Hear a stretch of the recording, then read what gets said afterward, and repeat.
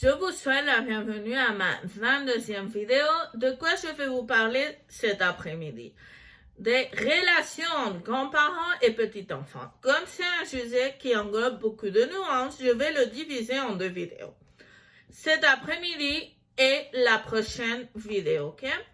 Aujourd'hui, je vais vous parler des relations personnelles entre les grands-parents et petits-enfants. Sans plus tarder, on commence. Établissement de grands-parents de relations personnelles. 3 façons. La première, dans l'accord réglementaire de la séparation ou le divorce des parents. Deuxième, juge. Troisième, extrajudicialement. Modification.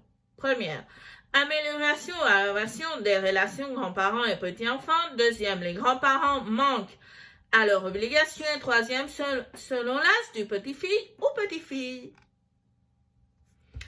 Quand sont perturbées les relations entre les grands-parents et les petits-enfants? 3 cas. Le premier, par séparation ou divorce des parents des petits-enfants. Et l'un des parents pense que les grands-parents ont aidé à l'autre. Deuxième, en raison des différences entre les grands-parents et les parents, comme je l'expliquerai après, ces différences ne sont pas une raison de les interrompre. Et troisième, à la mort d'un des parents, surtout quand l'autre parent refait sa vie. On continue. Compte tenu du droit aux relations personnelles des grands-parents avec les petits-enfants. Premier, droit de visite et de séjour. Pour le séjour avec ou sans la nuit, il sera pris en compte que les relations soient affectives et que l'âge du petit-enfant le conseille. Il n'est pas nécessaire que les parents soient présents, sauf si cela a été établi par le juge ou pour d'autres raisons. Deuxième, droit de communication. Téléphone, email et autres moyens de communication. L'âge du petit-fils sera toujours respecté et c'est important qu'ils doivent être effectués à des moments qui ne sont pas intempestifs ou qui perturbent la vie du petit-fils. On continue. Obligation des grands-parents. En plus des droits énoncés ci-dessus, ils ont les obligations suivantes. Première, la plus fondamentale, agissant toujours dans l'intérêt du petit-fils ou de la petite-fille.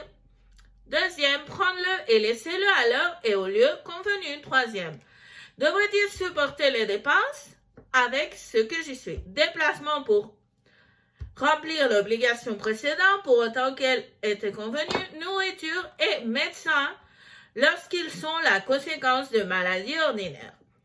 Refus ou suspension des relations entre grands-parents et grands-enfants. Je dessine les causes justes de celles qui ne le sont pas. Juste cause. Dans ce cas, qui devrait tester c'est qui la joint. Ça, c'est très important. Première, mauvaise relation entre grands-parents et petits-enfants. Deuxième, mauvais traitement physique et ou psychologique du petit-fils envers les grands-parents ou vice-versa. Troisième, un élan durable des grands-parents pour influencer les aspects de l'autorité parentale réservés uniquement aux parents. Quatrième, risque avéré que le petit enfant puisse être enlevé par ses grands-parents.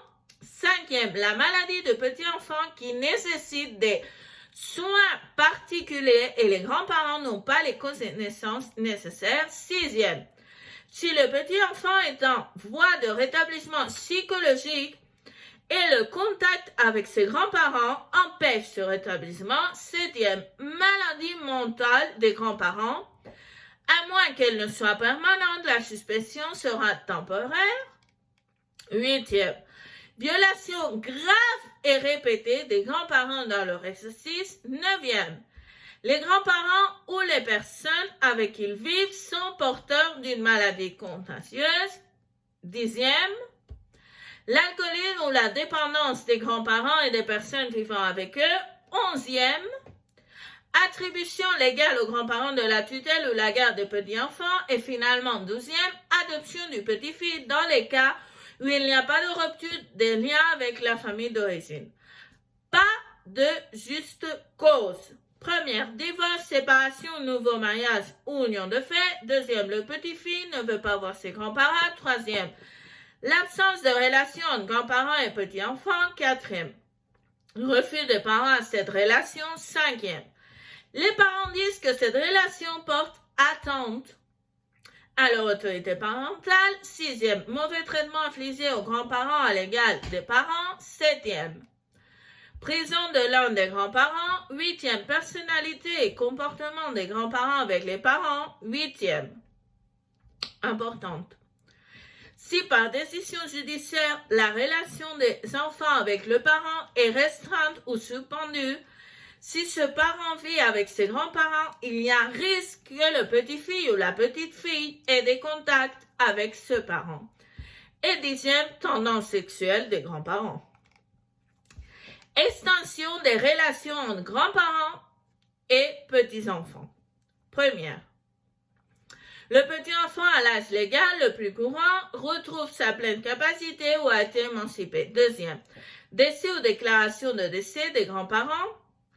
Ici, si seulement un est mort, le droit correspond correctement à l'autre. Troisième, décès ou déclaration de décès du petit-fils ou de la petite-fille, le cas le plus rare. En ce qui concerne les avantages de la relation grands-parents avec les petits-enfants, je vous renvoie à mon blog, lien dans la boîte de description, comme toujours. J'espère que vous avez trouvé cette vidéo intéressante. Je vous souhaite une merveilleuse semaine. On se revoit dans la prochaine vidéo. À plus tard.